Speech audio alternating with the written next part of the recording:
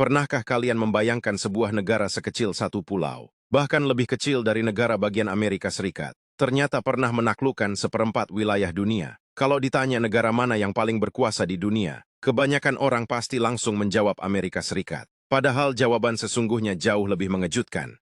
Dari sekitar 200 negara yang diakui PBB saat ini, hanya 22 negara saja yang tidak pernah merasakan invasi atau kehadiran militer dari kerajaan ini sepanjang sejarah. Artinya, sekitar 90% negara di dunia pernah bersentuhan langsung dengan kekuasaannya. Bukan Amerika, melainkan Inggris, kekaisaran yang pernah menjadi kekuatan paling luas sepanjang sejarah peradaban modern.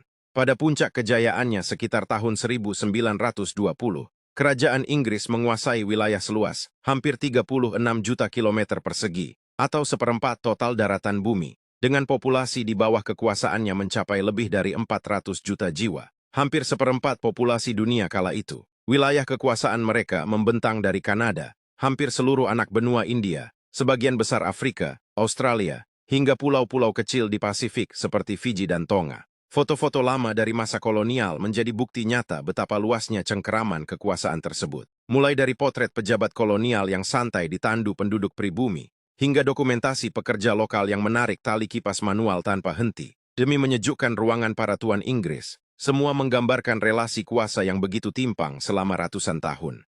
Yang membuat dominasi ini semakin mengejutkan, warisannya masih hidup hingga detik ini, jauh melampaui kekuasaan Amerika Serikat sekalipun. Bahasa Inggris kini menjadi bahasa internasional, yang digunakan hampir di seluruh dunia, bukan kebetulan, melainkan konsekuensi langsung dari luasnya wilayah bekas jajahan Inggris. Hampir 60 negara anggota PBB terbentuk langsung dari bekas wilayah kerajaan ini. Banyak di antaranya tetap mempertahankan bahasa Inggris sebagai bahasa resmi, mulai dari India, Nigeria, Kenya, Australia, Kanada, hingga negara-negara di Karibia dan Pasifik.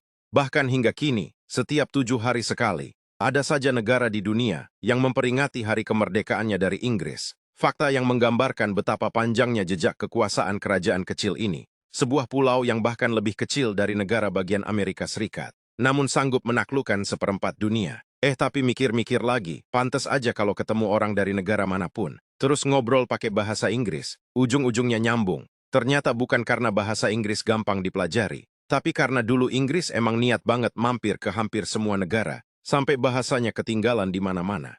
Jadi gimana menurut kalian? Baru sadar nggak kalau selama ini kita salah kira soal negara paling berkuasa sepanjang sejarah? Kalau kalian suka konten sejarah kayak gini, jangan lupa like, komen, dan subscribe, biar nggak ketinggalan konten edukatif lainnya.